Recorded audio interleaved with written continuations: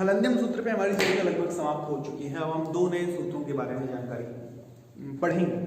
पहला सूत्र है अदर्शनम लोप है और तस्य लोप है। एक तरह से तस्य लोप है एक कार्य है और अदर्शनम लोप है उस कार्य की व्याख्या है। तस्य लोप और अदर्शनम लोप। अदर्शनम लोप।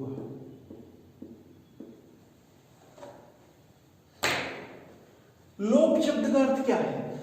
लोप शब्द का अर्थ है लुप्त हो जाना, विलुप्त, लुप्त, यानी कि कोई चीज है, उसका अस्तित्व है और कुछ समय पश्चात या कुछ देर बाद वह नहीं रहती है, अचानक से गायब हो जाती है, अदृश्य हो जाती है, वो महसूस ही नहीं हो, तो हम कहेंगे कि वह चीज लुप्त हो गई है या विलुप्त हो गई है ना। दोनों ही शब्द हिंदी के हैं, हिंदी में बहुधा काम में आते हैं। तो लोप भी वही शब्द है। लोप का अर्थ है किसी चीज का ना रहना, नष्ट हो जाना, समाप्त हो जाना, अदृश्य हो जाना, गायब हो जाना, यह लोप का अर्थ है। तो जो पिछला सूत्र जो हमने पढ़ा हलन्त्यम, हलन्त्यम सूत्र वस्तुतः है इत संज्ञा करने वाला सूत्र है, यानी वह बताता है कि कुछ चीजों को हम इत कहेंगे, उनका नाम इत हो जाएगा। अब वो कौन कौन सी चीजें हैं, स्पष्ट कहा है सूत्र ने कि हलन्त्यम उपदेश के अंत में यदि हल है, उपदेश के अंत में यदि व्यंजन है, तो उस व्यंजन को हम क्या कहेंगे, उसका नाम होगा इत। हम उसे इत नाम से पुकार सकते हैं उस व्यंजन को। और उपदेश क्या है?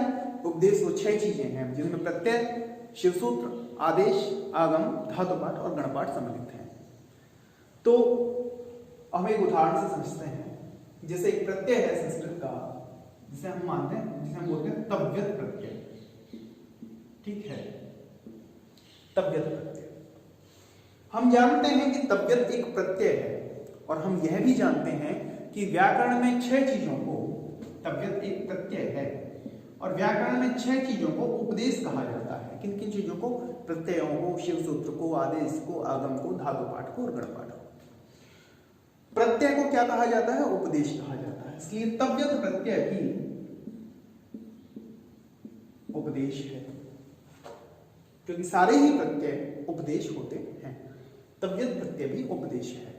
हलन्त्यम सूत्र क्या कहता है कि उपदेश से अंत्यम हलित शाद, उपदेश के अंत में यदि हल है तो वह इत कहा जाता है, उसका नाम इत होता है। तव्यत एक उपदेश है क्योंकि यह प्रत्यय है। इसके अंत में तय है जिसके हलंत लगा हुआ है, यानी कि उसमें, उसके बाद में उसमें कोई भी स्वर नहीं है, तो जो तय है वह हल है। हल यानी व्यंजन। उपदेश के अंत में व्यंजन है। उपदेश के अंत में जो व्यंजन होता है तो हलन्त्यम सूत्र इस व्यंजन की क्या संज्ञा करता है? इत संज्ञा। यानी हम इस तय को इत के नाम से पुकार सकते हैं। हम कह सकते हैं कि जो तय है, ये जो अंतिम तय है, ये क्या है? एक इत है। तस्य लोप है क्या कहता है? तस्य लोप है सूत्र कहता है कि उसका, किसका? उस इत का, जिसको आप इत के नाम से पुकारोगे, जो भी व्याकरण में इत होगा, जिसका भी नाम इत पड़ जाएगा, उस इत का क्या हो जाएगा? लोप हो जाएगा, यानी वह लुप्त हो जाएगा। अगर आप अगर किसी का भी नाम इत पड़ जाता है तो जो वो वर्ण है जिसका नाम इत पड़ गया है वह अचानक से गायब हो जाता है। तो तव्यत प्रत्यय में जो तय है उसका नाम इत पड़ गया है, इसलिए जो ये तय है तस्य लोप है सूत्र आएगा और इस तय को लुप्त कर देगा। तो तव्यत में से तय लुप्त हो गया तो क्या बचा? तव्य बचा। तो तस्य लोप है सूत्र का इतना ही अर्थ है कि तस्येतो लोप है शात, उस इत का लोप हो जाता है। जिसका भी नाम इत पड़ जाता है, जिसे भी व्याकरण में इत नाम से पुकारा जाता है, उसका लोप हो जाता है। फिर यह अदर्शनम लोप है क्या है? यह अदर्शनम लोप है सूत्र उस लोप की व्याख्या करता है। व्याकरण में या शब्द शास्त्र में एक मान्यता है कि शब्द को या वर्ण को हम अक्षर के नाम से पुकारते हैं, और अक्षर का तात्पर्य होता है जिसका क्षरण नहीं होता, जिसका क्षय नहीं होता, जिसका नाश नहीं होता। जो अक्षय है वही अक्षर है।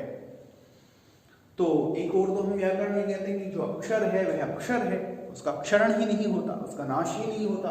और फिर हम एक व्याकरण का एक सूत्र हमसे ऐसा कह रहा है कि तस्य लोप है, जिस वर्ण का को आप इस नाम से पुकारोगे, उसका लोप हो जाएगा, वह लुप्त हो जाएगा।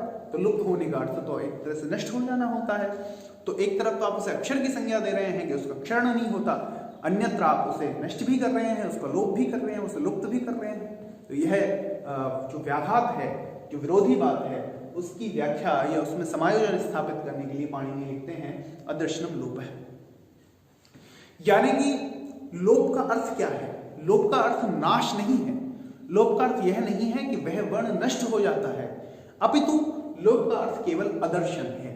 दर्शन यानी दिखाई देना, अनुभव में अटना, अनुभव में आना।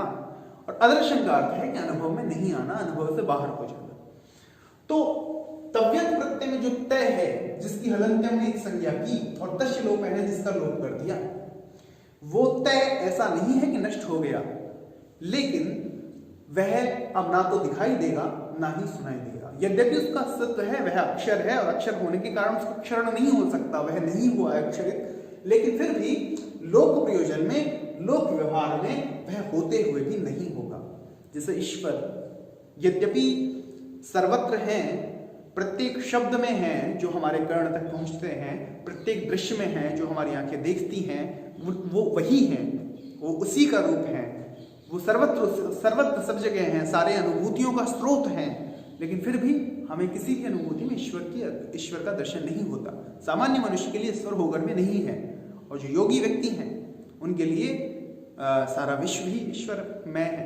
तो उसी तरह से जो सामान्य व्यक्ति, जो जन व्यवहार है, उसमें वो जो अक्षर है उसका क्षरण हो जाएगा, उसका नाश यद्यपि नहीं होता है, लेकिन उसका आदर्शन हो जाता है। लोप का अर्थ इतना ही है कि ना वो दिखता है, ना वो सुनाई देता है, ना वो महसूस होता है, ना वो किसी भी तरह का के अनुभव में अटता है।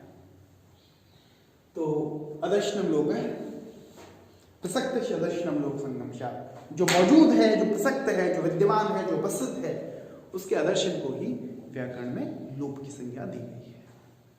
तो यह इस अदर्शनम लोप का अर्थ है। कुछ और उदाहरणों से भी हम समझ सकते हैं। जैसे हम पढ़ते हैं प्रत्याहार बनाते समय, जैसे एक प्रत्याहार है, आई ऊण माहेश्वरी सूत्र है, दूसरा सूत्र टी का।